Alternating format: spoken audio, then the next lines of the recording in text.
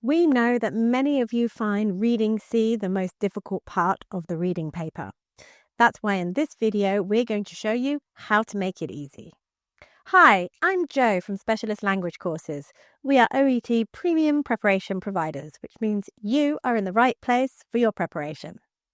Don't forget to subscribe and hit that bell so you're notified every time we upload a new video. Let's get started. Here you can see an overview of the reading exam, and we are going to focus on Part C in this video.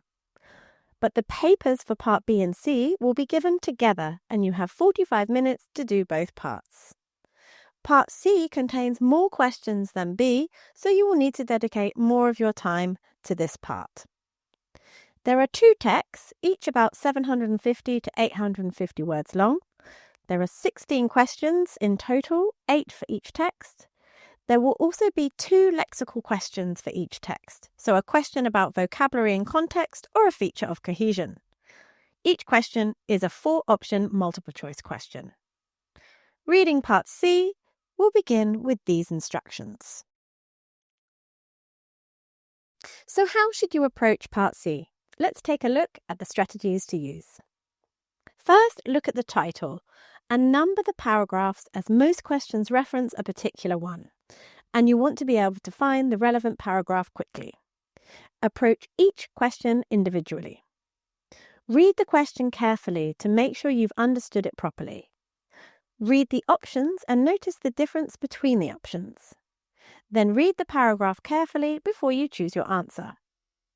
Eliminate any answers you are sure are incorrect and make sure that the answer you have chosen fully answers the question. It's important to be careful of distractors. These are when all options seem to be mentioned in the text.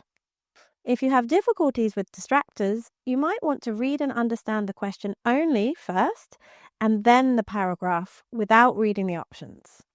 You can try to summarize what you think is the answer and then read through the options to decide.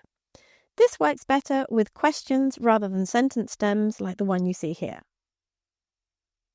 So let's look at an example question and answer it together. Here we have the first paragraph of the text about breastfeeding and the question below. So we need to complete the sentence beginning the breastfeeding debate. If we take a closer look at the options, we can notice the differences between them. A states that breastfeeding debate highlights the benefits of breast milk over formula. So we will be looking for a statement of this argument and supporting details. B compares the benefit of breast milk and formula milk. So there would be information discussing the advantages of both. Option C discusses why women choose not to breastfeed, which would need reasons and examples. And option D is a conclusion that breast milk is better for babies. So for D to be correct, there would need to be a statement of this and supporting evidence. Now, read the paragraph and decide which option you think fits best.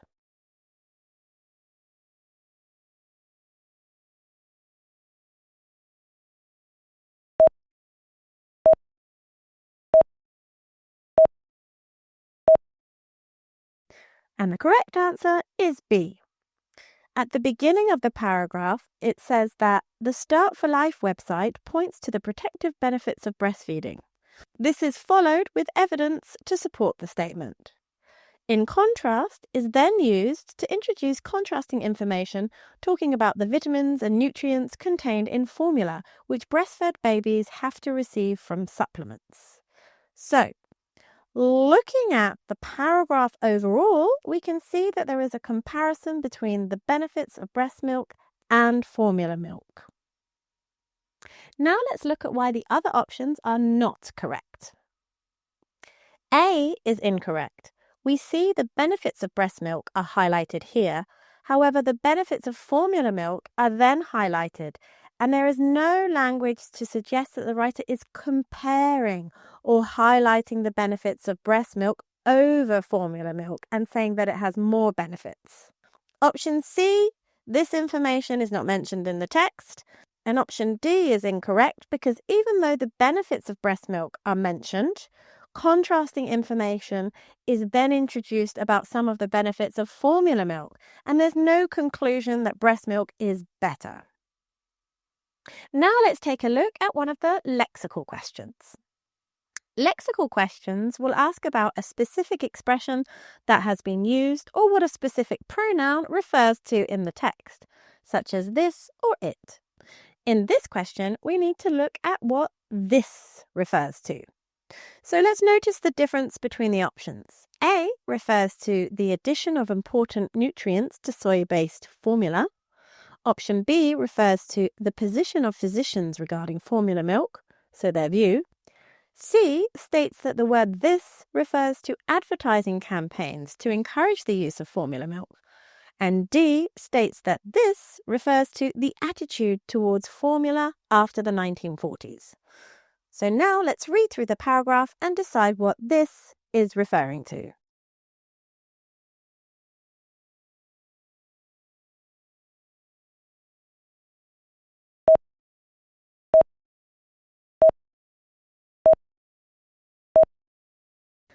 Option D is the correct answer.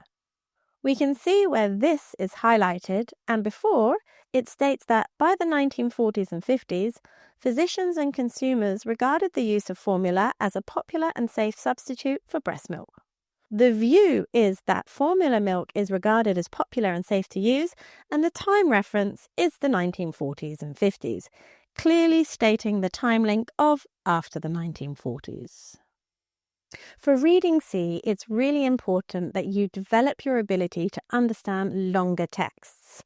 Only doing practice papers will not prepare you enough to take the exam. You need to read extensively on a wide range of medical topics. Let's take a look. There are various websites you can use to help you with this, such as theconversation.com, the BMJ, the Guardian Health, or the World Health Organization website. Notice the language used to express attitude and opinion. Make notes of verbs used frequently, such as suggest and claim, and evaluative adjectives such as impossible, common, reliable, or things like he found this surprising, the worrying thing is. Another thing you can do is choose an article and summarize the main idea of each paragraph in 2 to 3 sentences. This will help you focus on the main idea the writer is trying to express. Okay, so now my top tips for reading Part C. Number the paragraphs. This will help you find the relevant information when dealing with the questions. Practice the strategies. Remember that you need to understand longer chunks of text rather than one isolated sentence. And practice reading longer text when preparing for the exam. I'd like to know what websites you use to practice your reading skills. Let me know in the comments below. And if you like this video, please like and share with your friends and colleagues so we can help more people achieve success in the OET exam. See you in the next video. Bye. So let's look at an example question and answer it together.